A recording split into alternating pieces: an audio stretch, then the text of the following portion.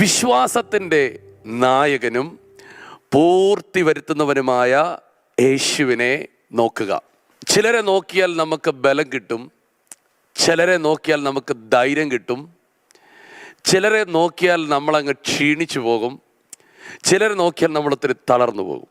എന്നാൽ നിങ്ങൾ തളരാതിരിക്കാൻ, ക്ഷീണിക്കാതിരിക്കാൻ, മയങ്ങാതിരിക്കാൻ, ധൈര്യത്തോടെ നിങ്ങൾക്ക് മുൻപോട്ട് പോകാൻ പരിശുദ്ധാത്മാവ് നിങ്ങളോട് പറയുകയാണ്, യേശുവിനെ നോക്കുക.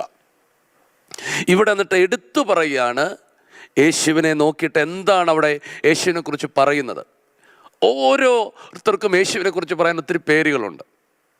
ഇവിടെ എടുത്തു പറയുകയാണ്, വിശ്വാസത്തിൻ്റെ നായകനും പൂർത്തി വരുത്തുന്നവനുമായ യേശു.